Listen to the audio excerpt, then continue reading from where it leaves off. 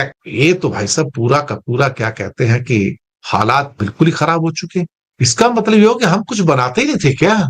अगर ये छोटी छोटी चीजें भी हम नहीं बना पा रहे थे तो हम कर क्या रहे अल्टीमेटली?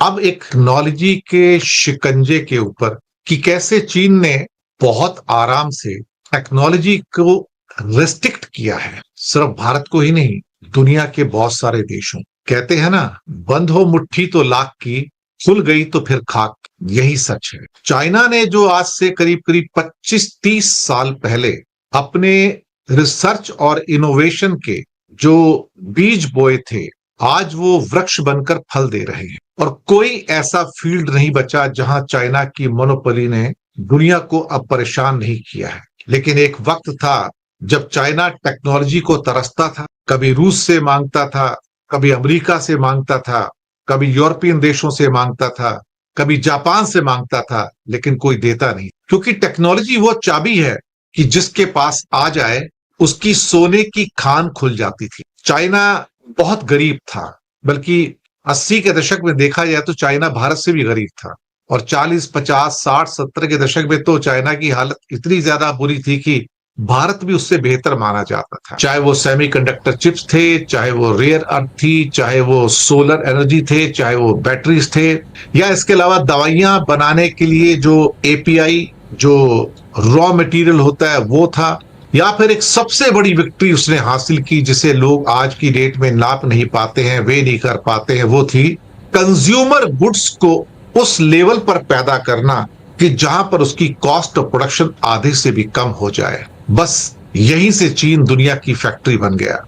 और जब उसके हाथ में मोनोपोली आ गई, उसे पता लग गया कि रेयर अर्थ का 90% तो उसी के पास है। लोग कहते हैं 67% है, लेकिन इन एक्चुअलिटी प्रोसेसिंग के अंदर तो 90% उसके पास है। सोलर बैटरी का 90% उसके पास है, इलेक्ट्रिक व्हीकल्स का 90% उसके पास है। इसके अलावा जो एपीआई है, दवाई बनाने के जो सो कॉल्ड रॉ मटेरियल है, उसका 90% उसके पास है। सेमीकंडक्टर, दुनिया के 70% सेमीकंडक्टर चीन पैदा करता है, जो मिडिल लेवल के हैं। और जो कंज्यूमर गुड्स हैं, ऐसा लगता है कि वह स्वीपिंग चेंजेस हैं। ऑलमोस्ट 70 से 80% दुनिया के कंज्यूमर गुड्स सिर्फ और सिर्फ चाइना बनाता है। अगर आप सोचिए कि दुनिया में जितना गारमेंट्स बिकता है, जो एक्सपोर्ट होता है दुनिया के देशों के द्वारा, उसमें 30-31% जो कपड़े हैं आपके पहनने के, वो सिर्फ और सिर्फ चाइना भेजता है। 70-80% जो इंडस्ट्रियल टेक्सटाइल है, चाइना भेजता है। आपके जो स्पोर्टिंग पैंट्स वगैरह होते हैं, उसके इक्विपमेंट्स होते हैं, 70-80% चाइना भेजता है। कभी कभी ऐसा होता है कि आप नाम लीजिए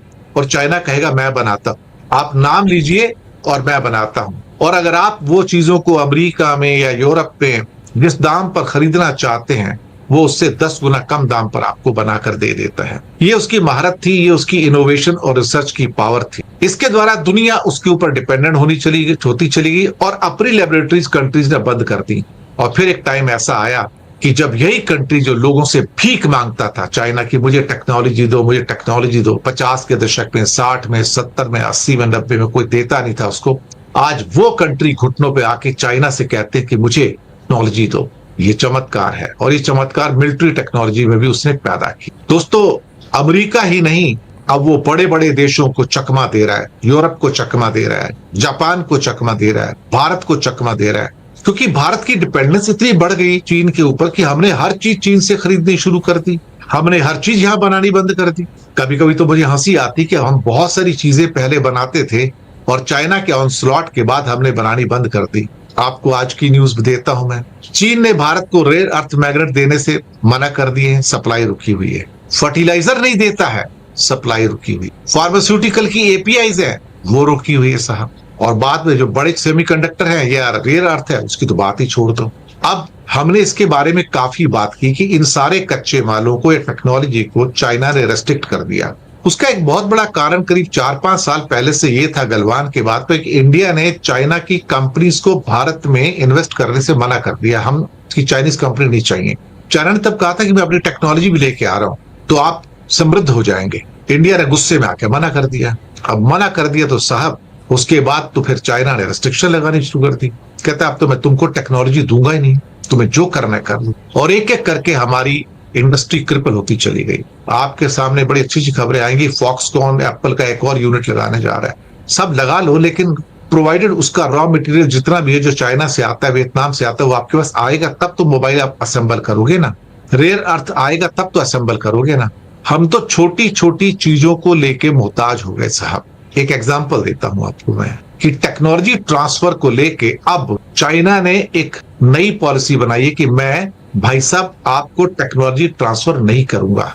एक सिंपल सी कंपनी है चाइना की हायर, उसकी डील हुई सुनील मित्तल के साथ। एग्जांपल देके बोलता हूँ, भारतीय ग्रुप का जो एयरटेल का है, और हायर जो है अप्लायंसेस बनाती है जैसे फ्रिज वगैरह हो गई या बाकी चीजें हैं। और इसमें अपने जो इंडियन यूनिट था उसमें करीब करीब 50% हिस्सेदारी बेचना चाहती थी। वो सारी फॉर्मेलिटी भी पूरी हो गई। कमाल की बात है कि वो क्या बनाता है, अप्लायंसेस जो है ना, फ्रिज हो गया या एयर कंडीशनर हो गया, इस टाइप की चीजें हैं। और भारत के पास ये टेक्नोलॉजी भी नहीं है कि हम अपना फ्रिज बना सकें या टेक्नोलॉजी बना सकें या एक डिश वॉशर बना सकें या हम कोई एक एयर कंडीशनर बना सकें। जी हाँ, मैं सच कह रहा हूँ। तो भारतीय एयरटेल का मित्तल जो है वो चाहते थे कि हायर की टेक्नोलॉजी हमें मिले। हायर बेचना चाहता है, टेक्नोलॉजी देना चाहता है, वो चाइना ने रोक के रख दिया कि मैं सोचूंगा क्या कर रहा है। वो रुका पड़ा इस टाइम। यानी कि चीन अब एक होम अप्लायंसेस, किचन अप्लायंसेस के जो टेक्नोलॉजी है वो भी ट्रांसफर करने से मना कर रहा है। इसके अलावा एक और कंपनी है भारत की, पीजी इलेक्ट्रोप्लास्ट, वो एयर कंडीशनर के कंप्रेसर बनाना चाहती है। अब हमें कंप्रेसर भी नहीं बना सकते फ्रिज का या एयर कंडीशनर का। कमाल की बात है, हिंदुस्तान में कंप्रेसर नहीं बनते हैं। अब उसके लिए चीनी सरकार की मंजूरी का इंतजार है। वो कहते हैं कि हमने फैक्ट्री बन चुकी है, सब कुछ हो चुका है, लेकिन कोलैबोरेशन भी हो गई है। लेकिन मुसीबत यह है कि जो उसका चाइनीज पार्टनर है वो कहता है कि भाई मैं आपको शायद उसकी कंपनी का नाम हाईली ग्रुप है, कि मैं आपको देने को तैयार हूं टेक्नोलॉजी, लेकिन चीन की सरकार ने रोक लगा दी कि मैं आपको अभी टेक्नोलॉजी ट्रांसफर ना करूं। यानी कि कंप्रेसर की टेक्नोलॉजी भी रुक गई साहब। कमाल है ना। होम अप्लायंसेस के अंदर डिश वॉशर की, एयर कंडीशनर और एक क्या कहते हैं कि फ्रिज की टेक्नोलॉजी भी चाइना ने रोक दी। क्या हमको ये भी मतलब बनाने की अब इतनी हमारी बुरी हालत होगी, हम ये भी नहीं बना सकते हैं?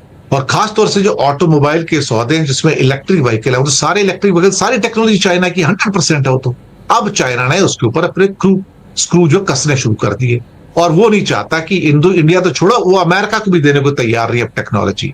और चाइना की कंपनियों ने अपने जो पार्टनर्स हो सकते थे बताया, तो उनका कहना है कि नहीं भैया तुम रुक जाओ, तुम कोई भी अपनी डील जो है, टेक्नोलॉजी जो है, इलेक्ट्रॉनिक जो आपके ऑटोमोबाइल्स है वो ट्रांसफर नहीं करोगे। तो भारतीय कंपनियों की जो एक्सपेंशन योजनाएं थी या जो प्रोडक्शन योजनाएं थी वो देर हो गई साहब। एक कंप्रेसर के टेक्नोलॉजी नहीं मिल पा रही है साहब, फ्रिज की टेक्नोलॉजी नहीं मिल पा रही है, एसी की टेक्नोलॉजी नहीं मिल पा रही है।